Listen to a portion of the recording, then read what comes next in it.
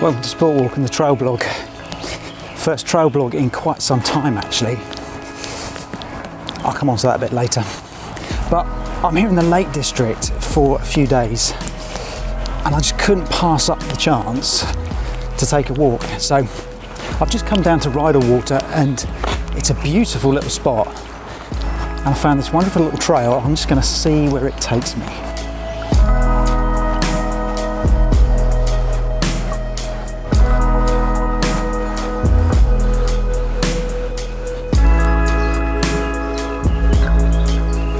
Found the crossing,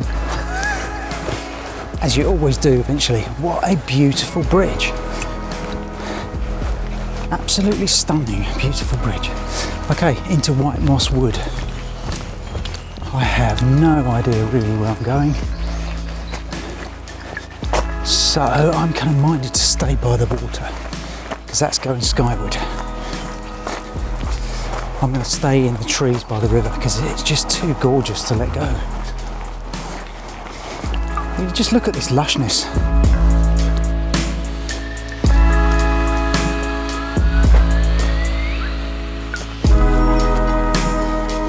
Now, this is not going to be a very long walk today because, well, frankly, I haven't got time. I've finished filming because I'm up here for work and I've got to head home. But, at the risk of repeating myself, will you just look at that?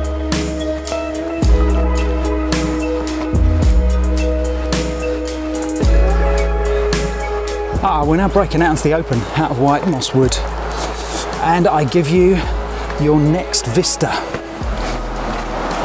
Ta-da!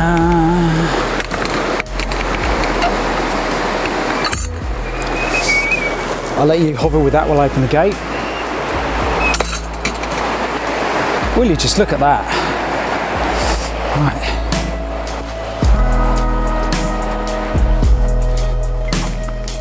Right, now I think that up there is, now I'm probably not going to pronounce this right, Loughrigg Fell or Loughrigg Fell. I don't know which is which.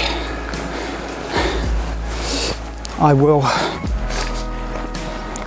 endeavour to see what that looks like as we get a bit closer, but I'm already feeling like I've overdressed. I definitely picked the right place to come. Well, you've only got a short amount of time. You want somewhere like this. Just look at that.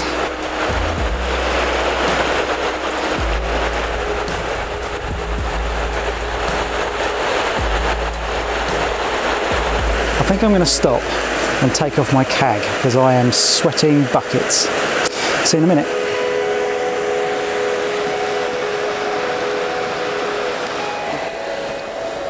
Three, two, one, and back in the room.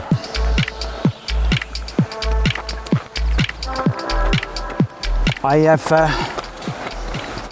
really come rather unprepared clothing-wise for today, which, considering I'm in a mountainous region, is a shocking admission. But, and possibly it's a bit of an unfair presumption for me to make that I'm coming to the Lake District. I need lots of wet weather gear, some cold gear, and now I'm even struggling with my base layer and my fleece. I could do with a short sleeve top. But there you go. Never mind. It's only a mild foray into the lumps. But this is something I need on a fairly regular basis. Haven't really had it for the last couple of years, that ability to get up into the mountains.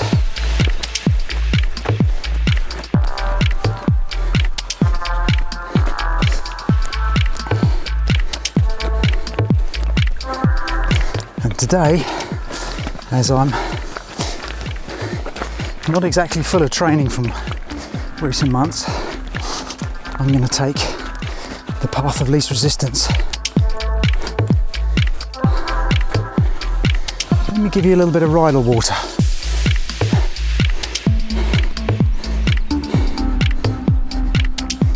Never underestimate the value of short walks. I mean, I know a lot of what we do here on Sport Walk is focused around marathons, ultra marathons, sort of big life-changing challenges.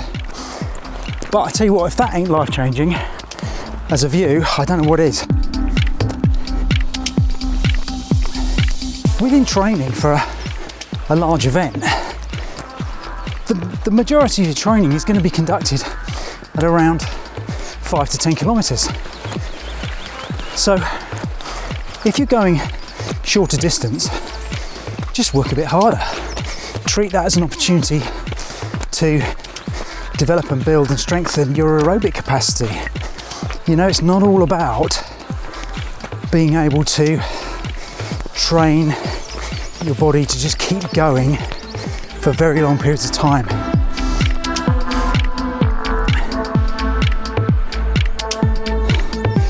So going a bit shorter, pushing a bit harder, although it might seem counterintuitive in terms of training for an ultra marathon or something like that, it's a very effective and efficient way of building up strength. It's about the accrued distance you travel and the accrued work that you do over a week and even over a month.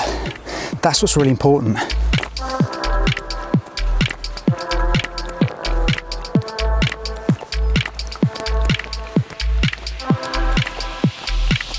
Now, if I'm waffling a bit, well, we haven't done the trail blog for a while, have we? And we haven't done anything for Sport Walk for a while. It's been a difficult start to the year. Not to go into too much detail, I had to take off a lot of time from work and other things to clear some space to look after my dad in his last few months with us. And you get to this point where, you know, something's got to give. You have priorities, and there's no bigger priority, no more important task than looking after a dear loved family member. So something had to give. Work couldn't give, sadly, because, well, you have to pay the bills, don't you? And second to my dad, work was the next most important thing. So I had to really scale back.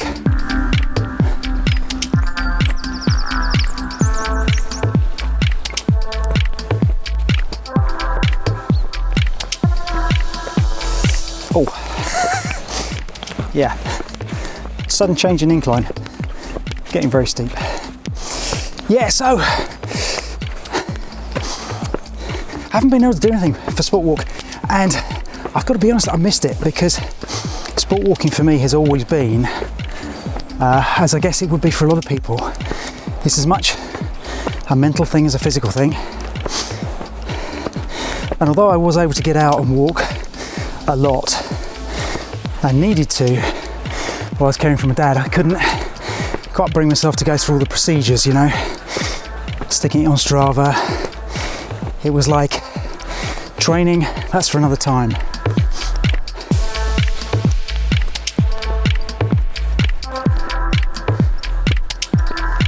It's pretty steep, this.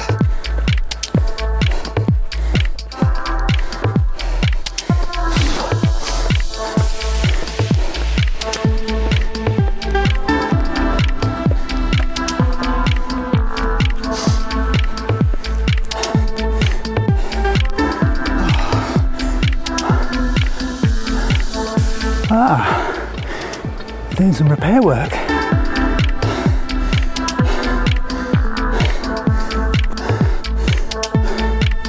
Three, two, one, and back in the room. Whew. Quite glad I had to pause there because they were doing some trail repairs, because quite frankly, my hill fitness just evaporated. Trail starts to go skyward, and then you really do get a sense of where your strength and fitness is at. And after the break at the beginning of this year, for me, I know the endurance is still there. And this is often the way it goes with training for any sport, whether it's running, cycling. You don't really use the endurance, but you certainly lose the fitness, the sharpness. and the strength. And already, just after that little bit, I'm out of breath again. So, as I was saying, the reason for telling you about my dad was actually just to reflect on the importance of sport walking for mental well-being. You know, it's why I started sport walking in the first place. And there's a real benefit in challenging yourself, pushing yourself and testing yourself to go beyond your comfort zone. And that can really, really help with your mental health. I'm going to stop again because walking and talking is not doing it for me today. But this is real therapy. You ask anyone who comes in the hills or walks generally, you know, this is not exclusive to sport walking. Everyone knows the benefit of walking for mental health, and it's one of the reasons that we are really delighted to be able to work with and support a charity called Sport in Mind, who we're about to enter a partnership with to see what cunning plans we can come up with to help people get into sport walking, improve their mental health, also help people who just want to get fit.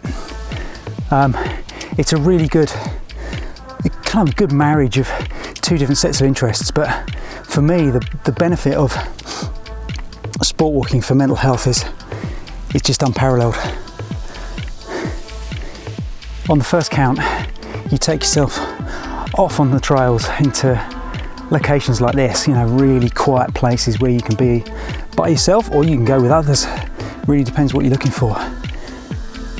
You can get out of breath, you can get sweaty, you can feel like you're not able to cope with what you're dealing with, and then you cope with it, you do deal with it, and you come back so much stronger. So yes, we will be doing quite a bit of work over the coming months and years aligned with Sport in Mind to help people seeking to get some sort of well-being benefits from sport walking, as well as all the other things we're doing, of course. Anyway, I feel like I'm close to the top, but I know I'm not, because I'm seeing a full summit already. And given the time, I'm not sure I will actually make it right to the top of, I'm going to take a punt, Loughrigg Fell. I'm going to go with that because I've got a funny feeling Loughrigg is just pronouncing it too much. So I'm not sure if I'm going to get all the way to the top, but I'm going to crack on. So I'm going to switch you off and we'll speak again when I'm coming down.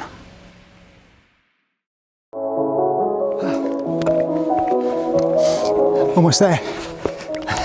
It wasn't so much further after that false summit after all, so it's nice to reach the top of something. Okay, I'm not going to crow about this because the top of this is nothing. I think it's about 300 metres, something like that. Or was it 300 feet? Oh, I don't know. I'm trying to think of what it means on the map. 300 something anyway. I'll tell you later. Nearly there.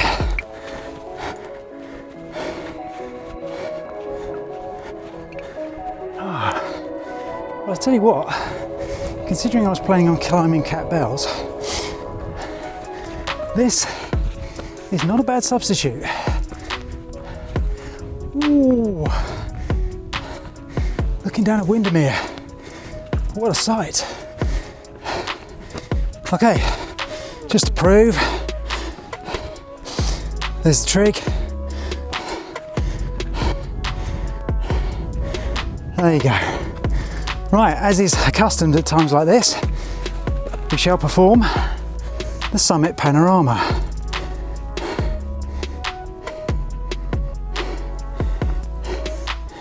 There we go, looking down Ambleside, Windermere, and then I'm lost. Ta-da! Summit panorama. Oh, this feels good. stop the watch. The stats for this walk are going to be all over the place. But do you know what? I don't care. I've got my sorry ass up something lumpy. And that's the first time I've done that in a very long time. So that's my challenge complete for the day. What a beautiful spot. What an absolutely beautiful spot. I'm going to take a few photographs now. And then free speed. Downhill we go.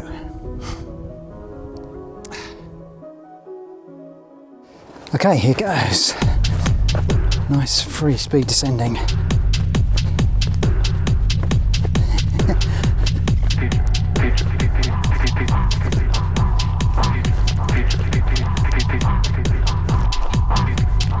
So the whole principle of free speed when you're in mountains take on a completely different set of principles. You've got to be really careful where you place your feet and how solid the rocks are. But there's another side of it. You're going to be presented, especially on sort of popular mountain descents, with a lot of different options. And what's really important is that you just pick your line and stick with it. If you're looking around to see, is there a better or quicker line, you're going to take your eye off the trail, and that's when you're going to come unstuck.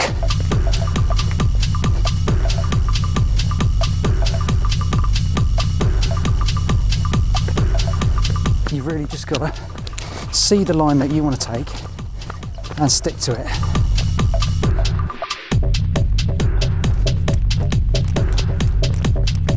And what you want to be doing is you want to be looking around about 3 or 4 meters in front of you, and always be processing what you're seeing 3 or 4 meters in front of you.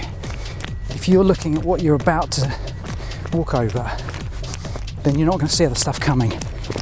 And of course you want to be floating completely over the terrain. But before you practice in the mountains, before you even try it in the mountains, practice somewhere safe first.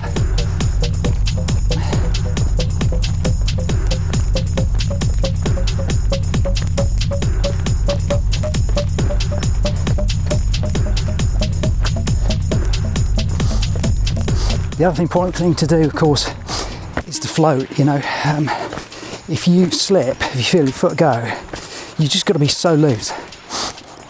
Because if you tense up, tighten up at all, you're just going to go flat on your back, or even worse, head over heels.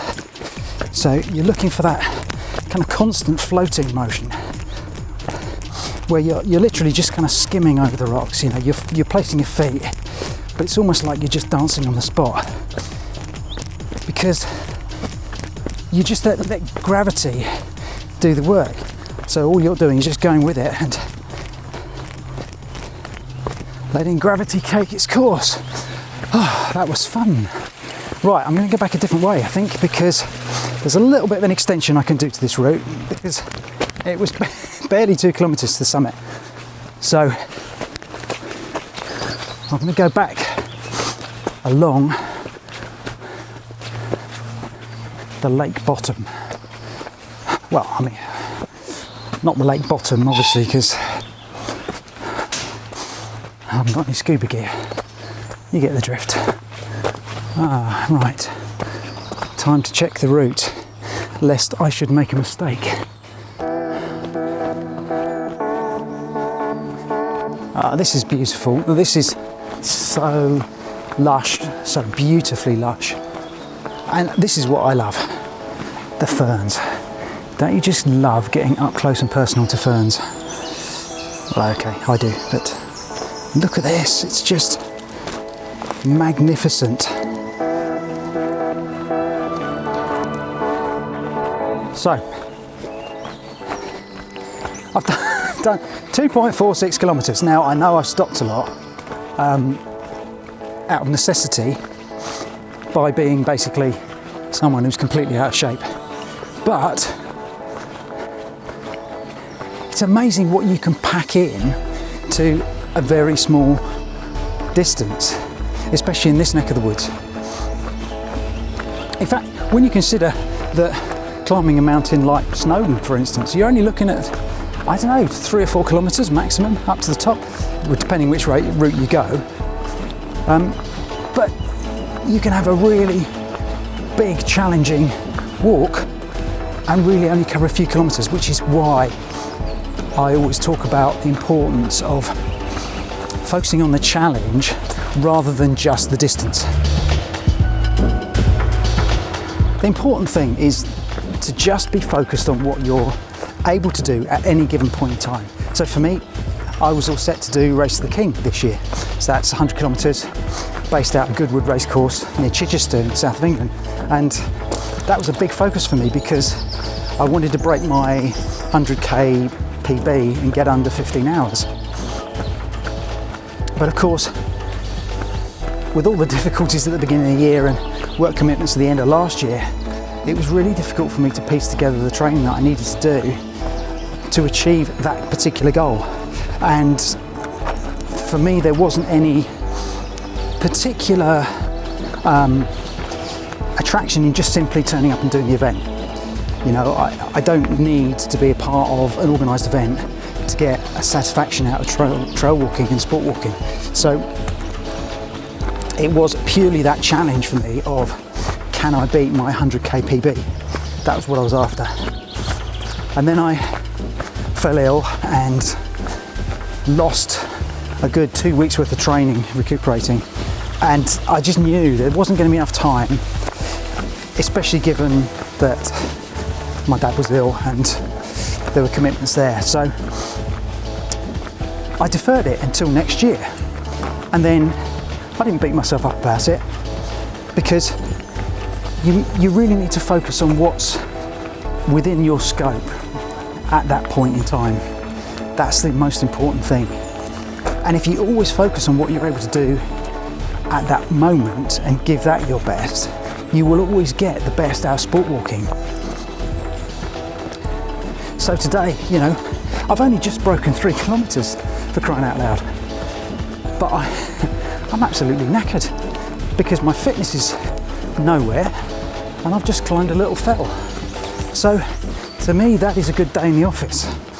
To me, that is an achievement. You know, I set out to climb something and I did it. And actually I was rewarded with really nice weather considering what the forecast was. Oh, midges. And I'm loving every second of it. And that's all that matters. Move fast, go light, challenge yourself. That's all there is to it. And as long as you keep challenging yourself, whatever that challenge may be, you always get the most out of sport walking. Right, we are nearly back at the van. So I think all that remains for me to say is thanks for watching. It's really nice to be back doing some of these. And I hope it won't be quite so long before we do the next trail blog.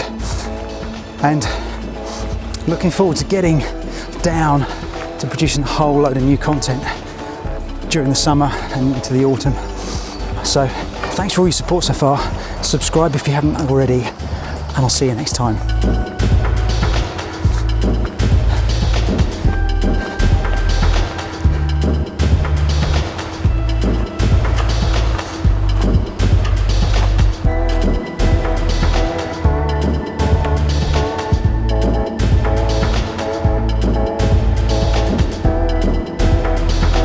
Oh, and one last thing.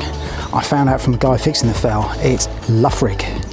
Not Loughrigg, not Loughrigg, Loughrigg. Loughrigg Fell. Just wanted to clear that up.